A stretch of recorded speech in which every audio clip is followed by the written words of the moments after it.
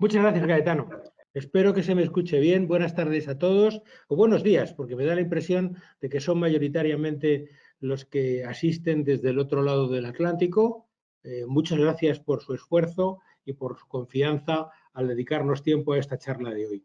Efectivamente, el tema, la temática, es un poquito fea, así a priori, ¿no? Es un riesgo tecnológico y además se le suele denominar, en términos de gerencia de riesgos, suele tomar el nombre de PMT, que son las siglas de Products Malicious Tampering, manipulación fraudulenta, manipulación criminal de productos. Vamos a ver que es algo, desgraciadamente, mucho más frecuente de lo que podamos pensar.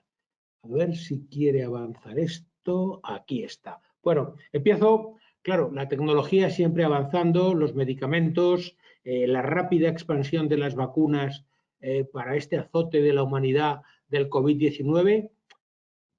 Puede parecer un chiste macabro. ¿Saben ustedes que se están falsificando ya las vacunas para el COVID-19 y que hay algunos sinvergüenzas, algunos delincuentes que están vendiendo vacunas falsificadas? Bueno, pues aunque les pueda parecer increíble, esto está pasando según hablamos. O sea, según estamos aquí hablando hoy en este webinar, está sucediendo que personas desalmadas están haciendo eso. Hay otro antecedente, porque vamos a hablar de varios temas farmacológicos en el día de hoy.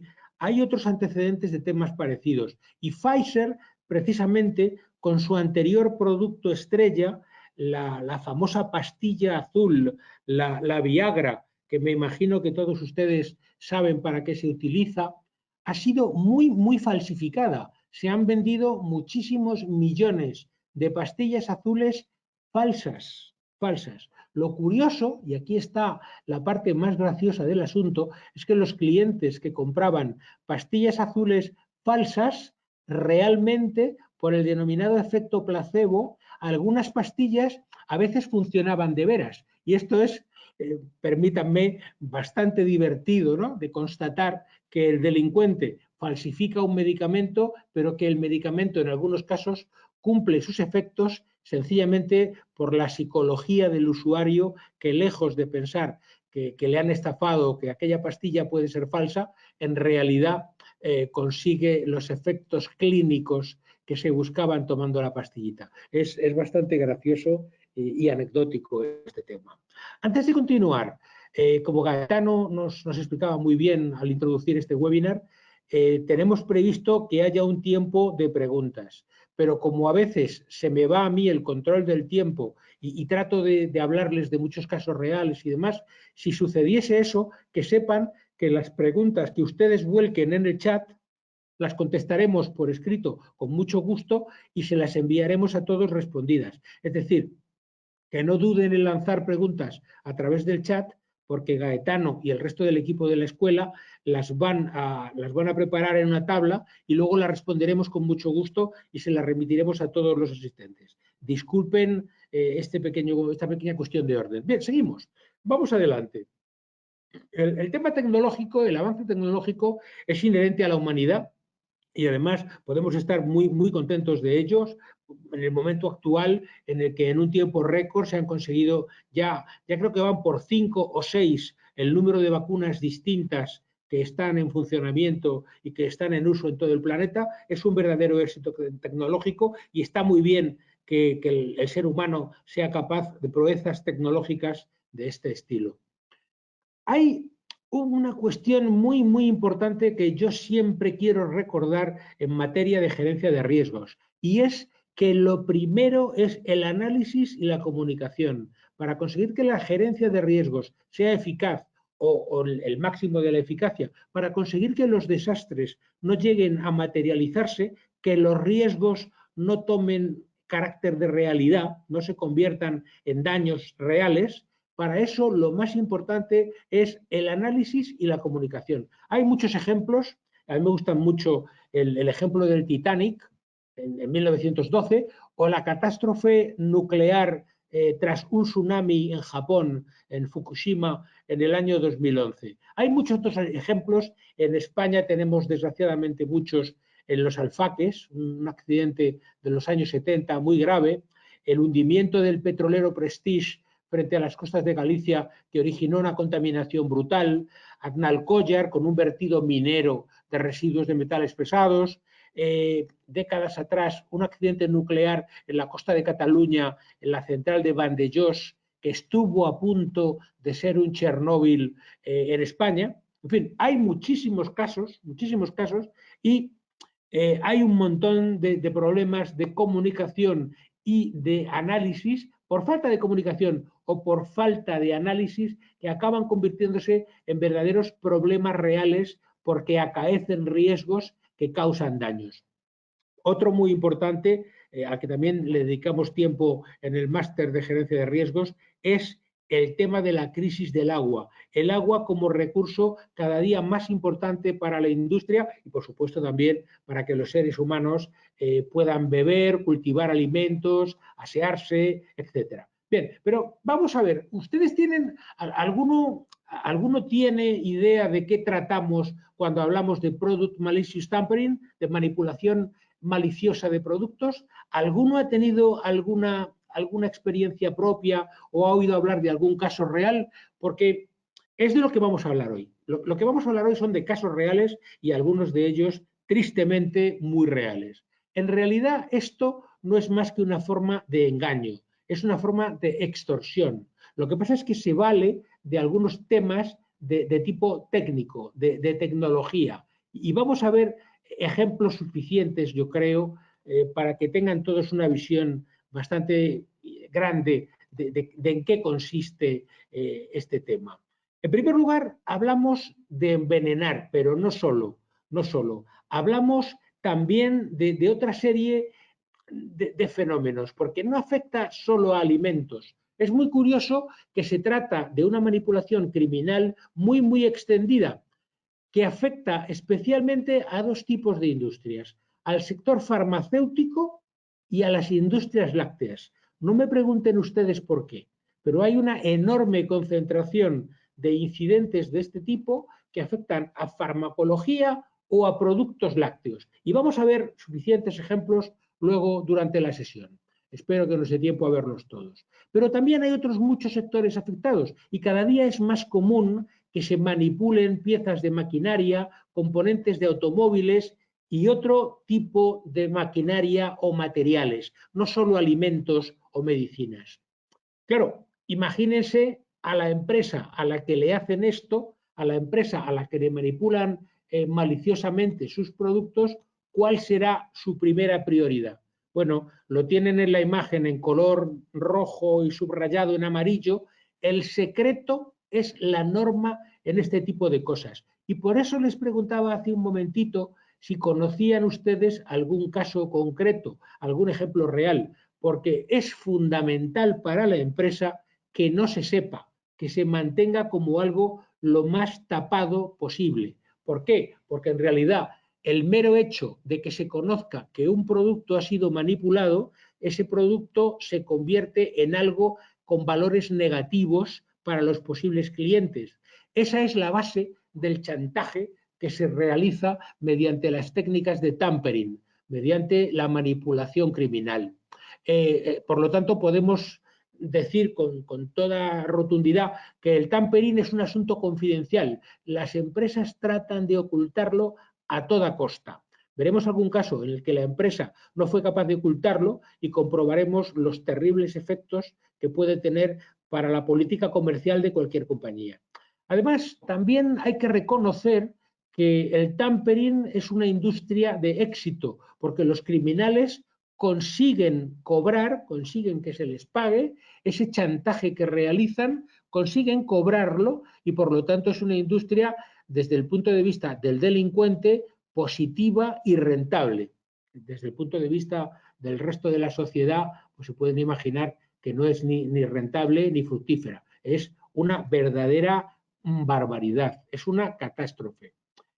¿Quiénes suelen ser los autores, los culpables de este tipo de prácticas? Vale, hay organizaciones criminales muy especializadas en esto, pero suelen ser muy normalmente antiguos empleados, empleados despedidos, maníacos o sencillamente delincuentes. Pero esas serían las 4 o 5 tipologías de personajes que hacen en la vida real este tipo de prácticas de manipulación de productos con fines de chantaje.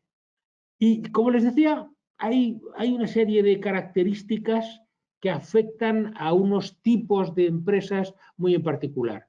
Las farmacéuticas, los hospitales, las fábricas de alimentos, las productoras de carne, las manipuladoras de carne, muy en particular los productos lácteos y además con una afectación muy particular de un país que es Francia. La mayor parte de casos que yo conozco, de casos reales de yogures, de productos lácteos afectados, han tenido que ver algo con ese país, con Francia. Ya digo, esto puede ser sencillamente una casualidad. Luego también afecta bastante al sector turismo, al sector turístico, fíjense qué curioso. Y también a temas de tecnología, automóviles, maquinaria, componentes y cada día más al IoT, al Internet of Things, al Internet de las cosas, a esa cantidad de aparatos que se conectan a Internet y que el delincuente tiene mucho interés en manipular. Es una situación, el tampering, la manipulación, es una situación relativamente frecuente. Sí, no pasa mucho, vale, es verdad, son pocos casos, pero son casos generalmente muy graves. Además, las empresas, como ya les he dicho, tienen mucho cuidado en mantener el silencio más absoluto, en que no se sepa. Y entonces, el hecho, siendo muy grave, la mayor parte de las veces nadie se entera, porque para eso se preocupa la empresa de que no se divulgue, de que no se conozca, para que no dañe uno de sus valores fundamentales. Como ustedes saben muy bien, para las empresas el valor de la marca, el valor de la reputación son elementos fundamentales a proteger. Y en buena lid de protección de esos elementos guardan secreto sobre estos casos de manipulación fraudulenta. Empezamos con un caso que es un poquito antiguo, es de 1982. Entre los meses de septiembre y octubre del año 82 se produjo en Chicago, en Illinois, en Estados Unidos, se produjo una manipulación muy grave. El Tylenol, puede que alguno de ustedes lo conozca, es un analgésico, una especie de aspirina moderna de la empresa Johnson & Johnson, y bueno, fue una extorsión muy sencilla, muy limpia y muy rentable para el delincuente. Se sabe que oficialmente hubo 7 fallecidos, es decir, 7 personas que compraron una caja de pastillas de Tylenol para el dolor de cabeza o para cualquier otro mal y que acabaron muertas porque las pastillas estaban envenenadas. El delincuente que lo hizo había manipulado las pastillas, había introducido veneno, un veneno mortal, y luego había vuelto a dejar las pastillas en el supermercado, de forma que los clientes que compraron esas cajas estaban condenados a muerte. O sea, tomarse una pastilla de aquellas significaba sencillamente morir. En realidad se sabe que fueron muchos más los muertos que hubo, fueron muchos más, pero el tema quedó ahí. Un tal James William Lewis fue condenado, pero por extorsión. Nunca se pudo llegar a comprobar que este señor es el que había envenenado las pastillas. Lo que sí que se sabe es que este señor reclamó dinero a Johnson & Johnson para facilitar el lugar donde estaban puestas las cajas con pastillas envenenadas. Entonces, este señor fue a la cárcel por extorsión, no por asesinato, porque nunca se llegó a comprobar. Yo creo que no fue él. O sea, sinceramente, yo creo que este señor intentó sacar dinero de lo que alguien ya había puesto en marcha. Pero bueno, eso es una teoría que me quedo para mí como que no se puede probar. Los costos fueron enormes para Johnson & Johnson, no estaban previstos, por supuesto, ni mucho menos asegurados, y casi hunde a la empresa Johnson & Johnson, porque además se cometió un error. En el año 82 se cometió un error fundamental. Como les decía antes, es muy importante mantener el secreto. Y en aquellos años, ante la alarma que se creó en la ciudad de Chicago, pues la policía con altavoces iba por la calle avisando a la población de que las pastillas de Tylenol podían estar envenenadas. Imagínense el daño para la marca. el daño para la marca, bueno, todo deriva del mal sistema muy norteamericano de vender los medicamentos over the counter, es decir, encima del mostrador, cada uno llega y coge el medicamento que desea. Eso hizo que se cambiaran un poco las reglas de juego de los medicamentos y que haya ahora algo más de seguridad en materia de manejo de los medicamentos a la hora de que haya un empleado que sea el que te dé la caja, para que sea más difícil volver a poner la caja en la estantería una vez que el delincuente la ha manipulado. Desgraciadamente, el caso de Tylenol, como quieran pronunciarlo, este caso no ha sido el único. Ha habido muchos otros más casos, han habido muchos más. Lo que pasa es que las empresas tomaron buena nota de que no se podía dar ningún tipo de publicidad a estas situaciones y entonces no se sabe demasiado de los otros casos. Veremos alguno más, pero son difíciles de rastrear porque las empresas se preocupan, muy lógicamente, de mantenerlos en secreto. Y también es cierto que resultado de todo esto, la industria aseguradora ha creado una nueva cobertura, un nuevo producto de seguro que precisamente indemniza este tipo de situaciones de manipulación fraudulenta de productos. Entonces, la buena noticia es que sí, hay alguna buena noticia en todo este desastre y es que existen coberturas de seguro, aunque no es nada barato y no es nada fácil que una compañía de seguros las otorgue. Lo que les he puesto debajo es un link, por si alguno tiene curiosidad, para profundizar más en el incidente de Tylenol, por si alguien quiere verlo más en más tranquilidad, pues lo tienen ahí. Pero como les digo, han habido muchísimos más casos reales y dañinos, pero no revelados. Se han mantenido secretos por el interés de las empresas. Aquí hay otro caso curioso que se produjo 3 años después, en 1985. La historia comienza unos años antes, en 1976, con un desafortunado matrimonio y un gran seguro de vida. Fíjense los ingredientes de la historia. Es un matrimonio mal avenido y hay una póliza de seguro de vida importante. El Tylenol parece que le sirvió como fuente de inspiración y la esposa lo que decidió fue cobrar el seguro de vida envenenando a su marido. O sea, yo a este me lo cargo, lo enveneno y además me hago millonaria. Así de sencillo es el argumento de este caso real, el caso del Excedrin. Es un medicamento fabricado por el grupo multinacional Bristol Myers y para que no se notara mucho que iba a envenenar a su marido, para que no fuese tan evidente, lo que hizo esta señora, la muy malvada, fue envenenar varias cajas para que hubiera varios muertos y luego entre esa cadena de fallecidos, otro más fuese su marido y que nadie sospechara de ella. Por lo tanto, se sabe que aquel caso del Excedrin, por supuesto, la señora fue pillada, fue sentenciada y condenada, en fin, fue un caso que salió también a la luz precisamente por la condena judicial de esta mala esposa que quería envenenar a su marido y para ello mató a otros. En fin, un caso dramático. Si quieren, vemos ahora algún caso en España. Fíjense, embutidos, productos que en España y en muchos otros países somos muy aficionados al jamón, la mortadela, ¿verdad? Este tipo de productos tan ricos y tan sabrosos. Bueno, pues entre los años 2019 y 2020, acá en España hubo un caso muy especial y además también con la característica de discreción.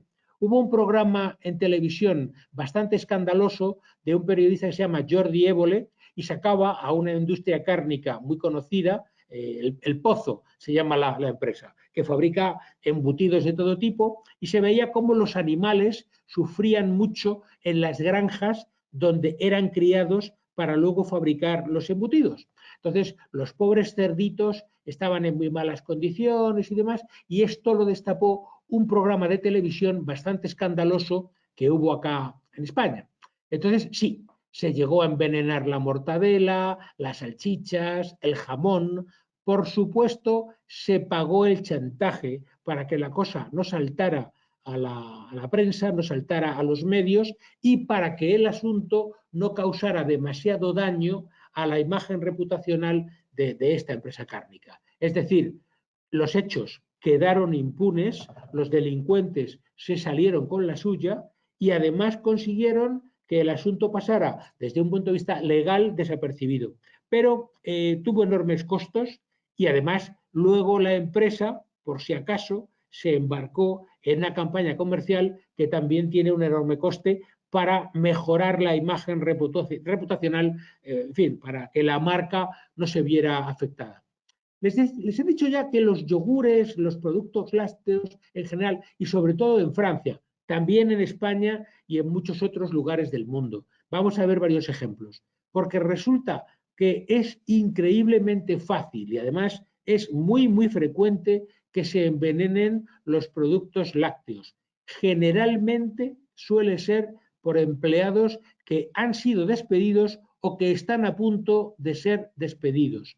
El producto lácteo es sumamente fácil de envenenar, sumamente fácil de manipular. Y a veces se da la curiosa circunstancia de que se envenena sin que haya chantaje. Es decir, se envenena solo por el placer de hacer que la marca se desvirtúe, que la marca pierda elementos y atributos de calidad, es decir, por pura destrucción de la marca.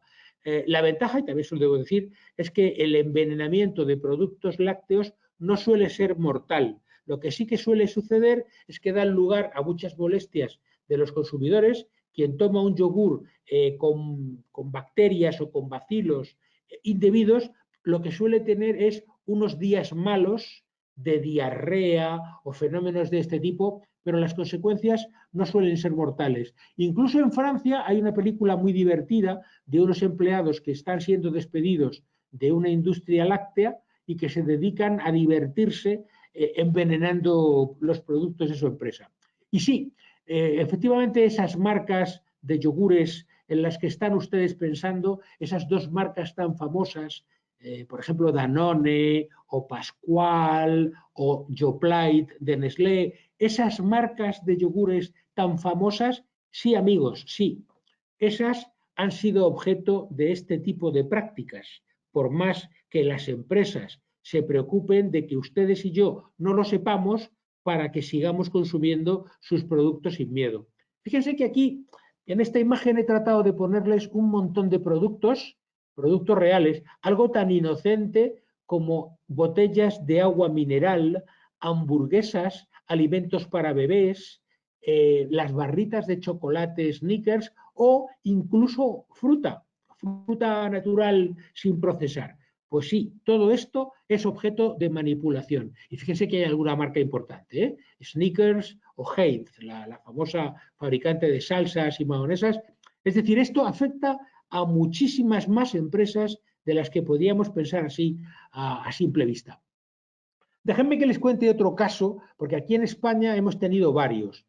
Algunos de ustedes que conozcan España sabrán que tuvimos un envenenamiento masivo. Fueron decenas de miles de personas las que sufrieron en la España de los años 70 y 80 el denominado síndrome tóxico por el aceite de colza.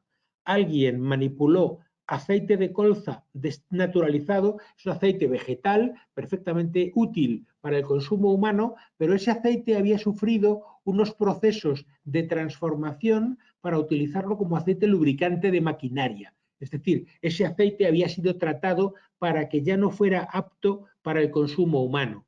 Sin embargo, unos desaprensivos vieron una oportunidad de negocio y volvieron a situar ese aceite desnaturalizado y tóxico, lo volvieron a situar en el circuito comercial y se comenzó a vender masivamente aceite de colza tóxico en España. Fueron muchos los muertos, fueron muchas las personas afectadas y muchas las personas con secuelas gravísimas para la salud. El otro caso es mucho más reciente. El otro caso es de ahora, de los años 2018, 2019, muy reciente. Muy reciente. Carne procesada, de la marca que tienen ahí ustedes en la parte de abajo izquierda de la imagen, carne mechada, que por deficiencias en la manipulación, y esto era una manipulación negligente, no criminal. Los dueños de la factoría donde se procesaba esta carne no tomaban las medidas de precaución necesarias, no limpiaban la maquinaria y no desinfectaban, y entonces allí se comenzó a generar una colonia de bacterias que tenían efectos muy perjudiciales en la salud de las personas. Hasta donde yo conozco, no llegó a morir nadie, no hubo fallecimientos, pero sí hubo varias señoras embarazadas que por haber comido estos productos perdieron a sus bebés y abortaron prematuramente. Es decir, el asunto todavía está pendiente en los tribunales y además hay otro elemento curioso. Esta empresa, la empresa que producía estos productos cárnicos, esta empresa tenía un seguro y ese seguro incluía la responsabilidad civil como consecuencia de los daños que sus productos pudieran causar. Ese seguro estaba con una importante compañía aseguradora, es decir, todo bien.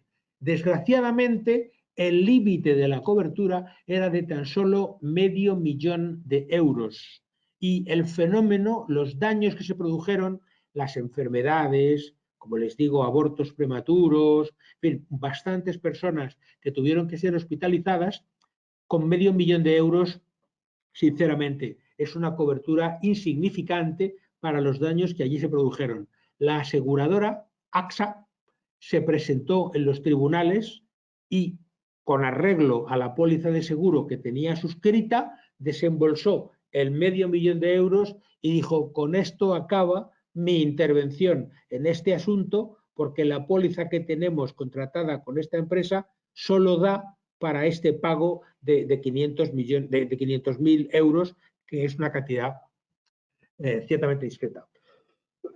Perdón. Disculpen, hablo demasiado. Continuamos. El siguiente caso es todavía más dramático. Vuelve a afectar a una empresa de productos lácteos, el grupo Lactalis, francés. Lactalis, en el año 2018, en Francia, se comenzó a observar. Ese niño, el niño de la fotografía, es un bebé y su mamá fueron los que destaparon el caso porque este niño se puso gravemente enfermo. Había muchos bebés que tenían fiebre alta, diarreas, hemorragias internas. Bien, eran síntomas francamente preocupantes. Y lo que Lactalis fabricaba era leche en polvo para bebés. No se trata de un caso de manipulación fraudulenta porque no había ánimo criminal, sino que fue accidental. Fue una manipulación poco limpia, poco cuidadosa, y en la fábrica a la leche en polvo de fórmula para bebés se le coló dentro de los recipientes, se coló salmonela, y eso da lugar, como bien saben, a la salmonelosis. Las autoridades de Francia tuvieron que ordenar la retirada de 9.000 toneladas de leche para bebés, de leche en polvo para bebés. Es decir, bastante cantidad, 9.000 toneladas son bastantes botes. Eso en toda Europa y especialmente se había enviado a países de Asia y de África. No se sabe con seguridad a cuántos niños llegó esto a contaminar, cuántos niños acabaron en los hospitales. Lo peor es que se demostró que los controles, los sistemas gubernamentales de vigilancia y de seguridad alimentaria no funcionaron y además se pudo demostrar que eso se descubrió en 2018, pero que incidentes de este tipo de contaminación accidental en el grupo Lactalis se venían produciendo desde décadas atrás. Y amigos, no ha pasado nada. Eso sí que es triste. El grupo Lactalis continúa siendo una multinacional líder tanto en España como en Brasil y otros países de América Latina, y sigue vendiendo leche para bebés a pesar de fallos tan graves como estos que tuvieron y que, repito, no fueron de tipo criminal, sino negligencia. O sea, el daño no se causa con una mala intencionalidad, con un dolo de causar ese daño, sino que se causa por negligencia, que es en derecho es un estadio menor de la responsabilidad, pero que sigue siendo una grave responsabilidad de la empresa que lo causa. ¿Algún ejemplo más? Ahora saltamos a China. En este caso, también leche para bebés, La marca es la que tienen ustedes en la imagen, Enfomil, una leche de fórmula para bebés, producida por la empresa Sanlu en la República Popular China.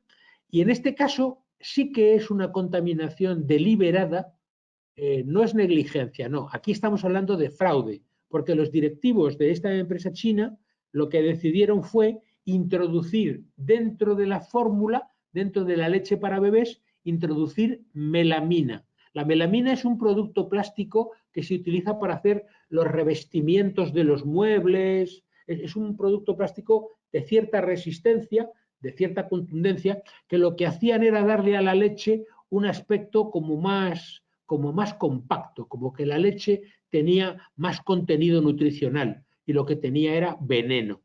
Y aquí estamos hablando de un acto criminal llevado a cabo por parte de los directivos de esta empresa. Por cierto, en China no se andan con tonterías y varios directivos, si no recuerdo mal, hubo 3 condenas a muerte, 3, y creo que al menos 2 se ejecutaron. O sea, a 2 de los directivos de la fábrica de leche para bebés de Sanlu, la que producía el Enfomil, los fusilaron. Fueron muertos a tiros por las autoridades chinas, que es una forma de responsabilidad civil, si me permiten el chiste malo, ¿no?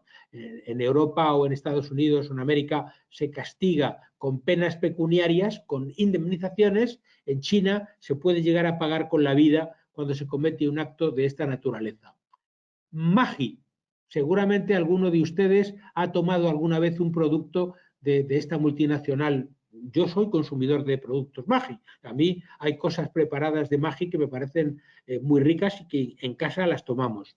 Bueno, pues Maggi tuvo una situación accidental completamente distinta a lo que veníamos viendo hasta ahora, pero en el verano de 2015 en la India se descubrió que había una concentración de metales pesados, había un problema, había varios problemas, manipulación genética de los granos, pero sobre todo el problema que podía causar la muerte, y que causó muertes, era que había una concentración de plomo en unos fideos instantáneos, unos fideos que eran consumidos por las capas más populares de la población.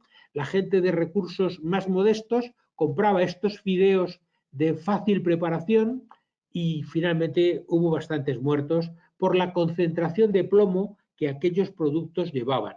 Las autoridades de la India tomaron cartas en el asunto, prohibieron, forzaron la retirada, se retiraron 125 millones de sobrecitos como estos de la imagen, unas 29.000 toneladas de productos procesados, de productos de Maggi. Y lo que sí que debo decir es que a pesar de que se trató de un incidente en la India, en un país en desarrollo, un país del tercer mundo, aún así los controles funcionaron mucho mejor que en la República Popular China o que en Francia, por referirme a los ejemplos que acabamos de comentar. Es decir, esto pasa en muchos sitios y pasa en multitud de lugares. Al final, bueno, al final lo que pasó con este caso de Maggi es que se dejó correr, la marca no hizo demasiados esfuerzos, bueno, hizo algo de inversión, se calcula que tuvieron que invertir unos 99 millones de euros y algunos gastos más en la resolución de este incidente del año 2015 de la manipulación accidental y de la concentración de plomo de las sopas preparadas. Ahí les pongo una loncha de pan de molde, de pan normal tostado, pero que también han sido objetos de manipulación. Son tantos, el pan de molde fue en Alemania y además el pan de molde lo que tenía, los malvados, lo que habían puesto era agujas metálicas chiquititas dentro de los trozos de pan, para que el que estuviera comiendo, fíjense hasta qué puntos llega la crueldad humana, o sea, finalmente, si nos parásemos a pensar en todo esto, probablemente tendríamos dificultades a la hora de comer, porque en realidad cada acto alimenticio se convertiría en una especie de maniobra de riesgo, porque, en fin, también ha habido manipulaciones y envenenamientos de falafel y otros dulces en países como Turquía o Pakistán. Bueno, pues esto no es precisamente algo que afecte solamente a países de religión cristiana, ¿no? Sino también a países islámicos. todo tipo de alimentos, y lo más importante es que suelen fallar de manera sistemática los sistemas de control. Todos los países se supone que tienen unos vigilantes de la calidad y de la seguridad de los productos farmacéuticos, de los productos alimentarios y muy en especial de los productos sensibles como es los alimentos para bebés. Bueno, pues lamento darles malas noticias, pero desgraciadamente esos sistemas de control, de inspección, esos vigilantes de la calidad suelen fallar de manera clamorosa. O sea, los fallos suelen ser espectaculares y nadie se da cuenta de nada hasta que desgraciadamente es demasiado tarde. En fin, es así, es así. Les pongo un ejemplo. Nadie se dio cuenta de que se estaba gestando una verdadera epidemia de encefalopatía bovina espongiforme que saltó de las vacas. ¿Recuerdan la crisis de las vacas locas? No hace tantos años, hace 10, 15 años, que recorrió Europa y que sobre todo afectó de manera muy grave a Inglaterra, al Reino Unido, también a Bélgica, por supuesto a España. Hubo bastantes países implicados porque la enfermedad saltó a los seres humanos. De ser una enfermedad típicamente bovina, de vacas, como su nombre indica, saltó a los seres humanos que consumían aquello. En definitiva, hay muchos productos que al final acaban por mor de los lobbies, los políticos o sencillamente por el afán de beneficio de algunas industrias líderes, algunas industrias importantes, con nombres muy, muy importantes, ¿no? Que acaban demasiado tentadas por el beneficio más rápido, el beneficio más sencillo y que descuidan los temas de calidad. ¿Han oído hablar del caso Perrier? En el canal de YouTube de EALDE encontrarán ustedes un webinar específico sobre el caso particular que le sucedió a Perrier en 1990. Es un caso de estudio magnífico, se lo recomiendo porque es pura gestión de riesgos, es algo, el caso Perrier es muy rico por las experiencias que aporta, por la existencia de un plan de contingencia que la empresa tenía, por la transferencia de los riesgos a una compañía de seguros, la buena preparación del mapa de riesgos, es decir, habían conseguido adelantarse a los hechos.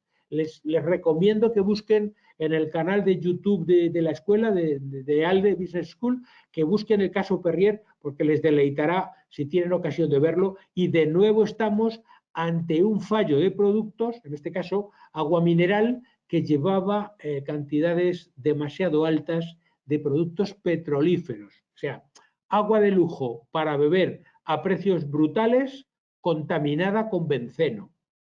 Se lo dejo ahí por si alguno tiene intención y tiempo de comentarlo, porque es una historia francamente interesante. Permítanme que les hable de algunos inventos españoles.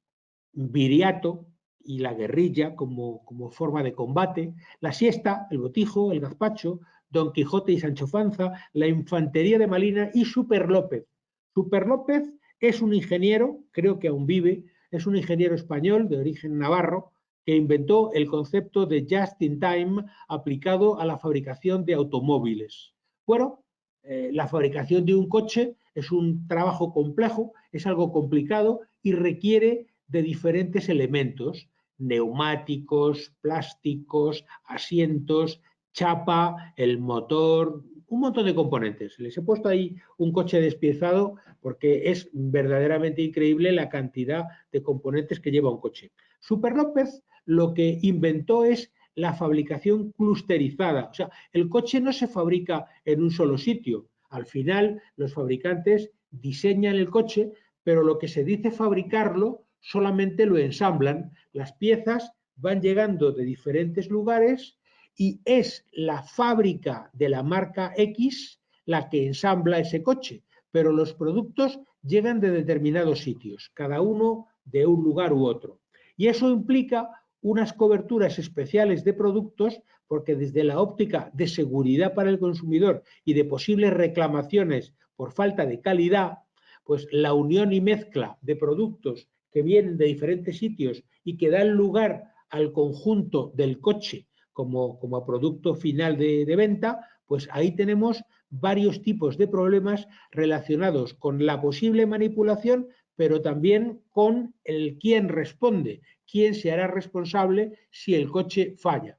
Fíjense que les he puesto aquí unas cuantas marcas que son multinacionales, como Valeo. Valeo fabrica cantidad de elementos de un coche, sobre todo partes eléctricas, los faros, los pilotos, los limpiaparabrisas, pequeños motores eléctricos. Valeo es un fabricante fundamental en la construcción de un coche. Luego tienen abajo a la izquierda a Gestamp. Gestamp lo que fabrica son las chapas, y su BMW, su Mercedes o su Renault, su coche, el coche de algunos de ustedes que están aquí hoy con nosotros, su coche en realidad lo hizo Gestamp. Gestamp hizo las chapas, pero luego Valeo le puso los componentes electrónicos. Faurecia hizo los asientos, y así determinados fabricantes fueron poniendo los componentes para que el coche fuese algo que ustedes luego pudieran disfrutar y pudieran conducir. Pero el coche venía de una serie de fábricas distintas para cada uno de los componentes. El concepto de Super López, la genialidad de su idea, es que en las fábricas de coche no haya stocks, que las piezas, los componentes, vayan llegando justo en tiempo cuando se los va a necesitar. Así se ahorra coste financiero, coste de almacenaje, se gana tiempo, son todo ventajas, todo ventajas.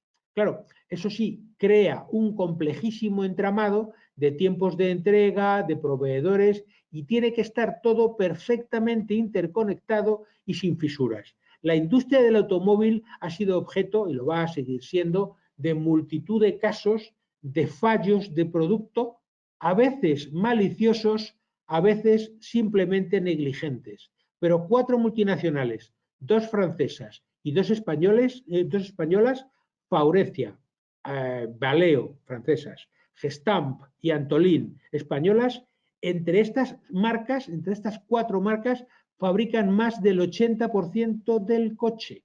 Fíjense hasta qué punto, ¿no? El coche en más del 80% le corresponde a estas 4 multinacionales. Es decir, aproximadamente un 20% del coche es de cada una de ellas en promedio. Claro, cuando luego un coche es hackeado, los coches hoy día tienen una alta conectividad, ahí tienen un modelo moderno de un coche norteamericano, pero es que los coches están ya tan integrados en los temas electrónicos que los coches empiezan a ser hackeables. Luego están las penalizaciones por demora. Cuando un fabricante de componentes no consigue llegar a tiempo a la fábrica, se para todo, porque aunque sea la pieza más pequeña, imagínense el relojito que mide la cantidad de gasolina que queda en el depósito. Si ese relojito no está en la fábrica a tiempo, se para toda la cadena de fabricación, porque los coches no pueden salir al mercado sin relojito de gasolina.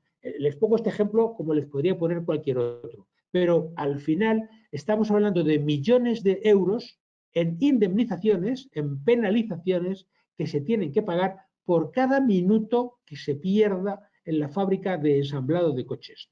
Además, se trata de una responsabilidad de las que en derecho se conocen como extracontractuales. Entonces, hay toda una cantidad de problemas aquí a la hora de enjuiciarlo esto desde el punto de vista de seguro, porque las penalizaciones están pactadas de antemano y por lo tanto el seguro no entra en ese tipo de acuerdos. Si ya hay pactada una penalización determinada entre el proveedor y el fabricante, la compañía de seguros no se hace cargo de esas indemnizaciones por más que sean muy onerosas, sean muy costosas.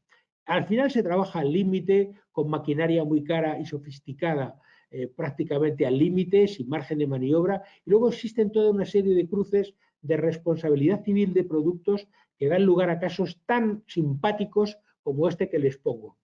El coche de la imagen es un Seat Ritmo, que me imagino que alguno de ustedes habrá visto por la calle. Son coches ya un poco antiguos, pero en su momento fueron coches muy prácticos. Los fabricó originariamente Fiat en Italia, pero luego los fabricó Seat y los fabricaron en otros lugares del mundo, no solo en Italia. Entonces resulta que en los años 80 este coche tan maravilloso llevaba una serie de ventajas estupendas, y una de ellas eran esos faros, los faros que tienen en la imagen. Los faros estaban fabricados por Valeo, fabricante de los faros era Valeo. Pero el faro, digamos que el faro está compuesto de dos componentes. La parábola, que es la parte plateada cóncava del interior, y luego la parte transparente por la que sale la luz, que es la que se ve en el frontal del coche, que es la que proyecta la luz. Bueno, pues esas dos partes van pegadas con un adhesivo especial que fabrica Quilosa. El fabricante es Quilosa, que fabrica el adhesivo, que luego Valeo emplea para soldar los faros, que vayan pegadas las dos piezas, y que después SEAT instala en sus coches. ¿Me siguen? Bueno, pues resulta que de manera misteriosa, sin que nadie pudiera imaginarse por qué, a los usuarios de estos coches se les caía el cristal del faro, se despegaba. ¿Por qué Quilosa, en el proceso de fabricación del adhesivo, olvidó un componente para proteger a los cristales, para proteger al pegamento del efecto de los rayos ultravioleta de la luz del sol? Entonces, cuando el coche llevaba un año o algo más de tiempo expuesto a la luz solar, el pegamento se deterioraba, el pegamento dejaba de estar pegando aquello y el cristal exterior del faro hacía ¡pop! Y se caía, se rompía. Por supuesto, lo fundamental en este asunto, como saben ya y ya va siendo habitual en esta charla, lo fundamental fue que nadie lo supiera.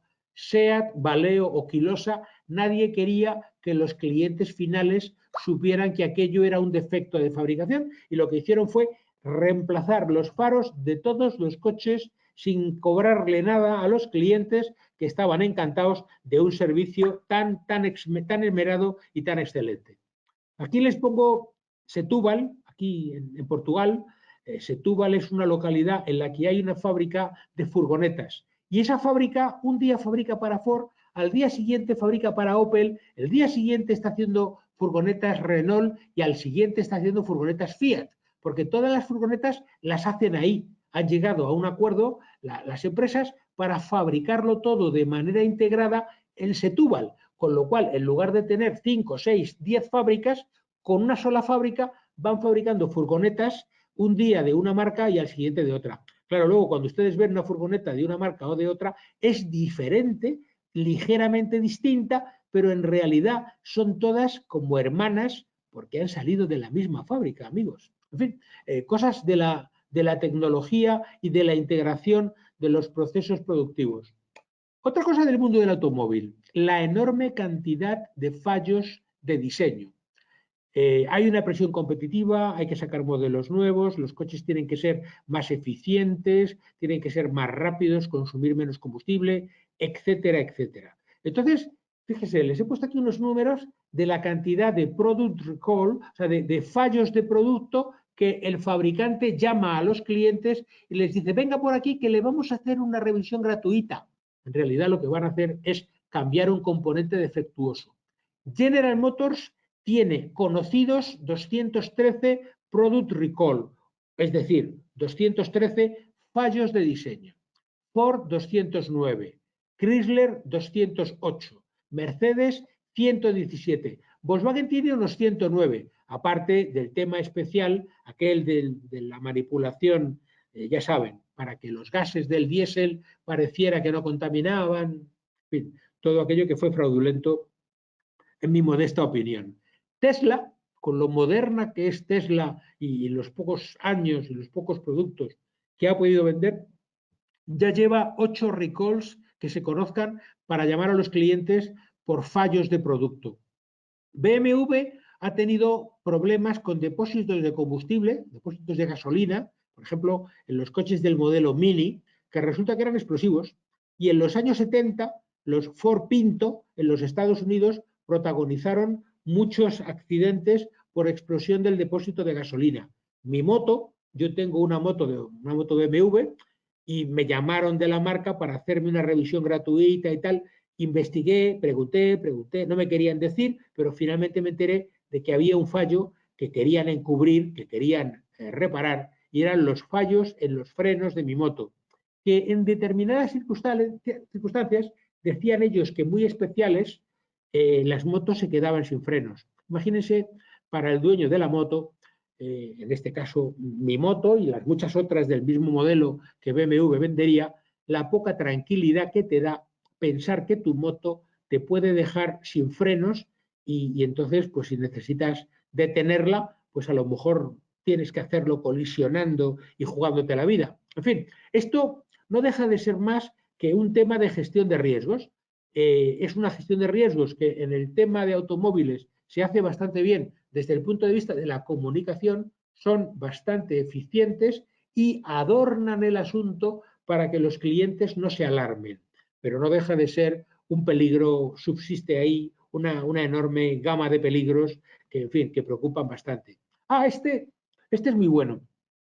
Hay pocos fabricantes de airbags. Los sistemas de airbag para los coches, que como saben, están diseñados para protegernos en caso de colisión, o sea, si yo tengo un accidente con el coche, el airbag va a desplegarse delante de mí en fracciones de segundo para que yo encuentre un colchón y no me golpee al tener el accidente. Bueno, pues ahí los números que tienen son por fabricantes, las centenares de miles de coches, y en el caso de Honda, millones de coches equipados con airbags de la marca Takata que eran explosivos. Es decir, el airbag funciona con la creación súbita de gas mediante una explosión controlada, pero claro, eso cuando saltan los sensores debido a una colisión. Que el airbag salte por iniciativa propia sin haber accidente, más que un elemento de seguridad, se convierte en un auténtico elemento de peligro. El airbag deja de darnos seguridad. Bueno, pues ha habido varias, pero la de Takata en materia de airbags es de las más sustantivas. Claro, son elementos muy sensibles, muy complejos. En fin, la marca Takata seguramente no les dirá nada, pero es muy probable que su coche lleve airbags fabricados en Japón por Takata. Decenas de millones de coches llevan estos airbags y los fabricantes llaman, no, le vamos a hacer una revisión gratuita de seguridad y tal, ya. Lo que van a hacer es cambiarles el airbag porque el que tienen puede ser más peligroso que otra cosa. Es decir, se trata como siempre, recuerdan que lo decíamos desde el principio, hay que ser cuidadoso en la información, muy cuidadoso en el análisis y en la comunicación y sobre todo preservar a toda costa la calidad, la imagen, la marca del fabricante, la marca de la empresa, porque es un valor sustancial. Hay también bastantes casos, estos ya no son tanto de manipulación como de espionaje puro y duro. Y ha habido, López de Riortúa, el ingeniero al que me refería antes, pues se llevó secretos de fabricación de General Motors y de Opel, se los llevó y se los llevó a Volkswagen. Y Volkswagen fue condenada por ello y tuvo que indemnizar de varias maneras. A mí me gusta mucho el caso de Telepizza. Probablemente alguno de ustedes conozca esta cadena de pizzerías. Telepizza tiene un famoso eslogan que se llama, el eslogan dice que el secreto está en la masa. No sé si alguno de ustedes lo ha oído. Telepizza cometió un error.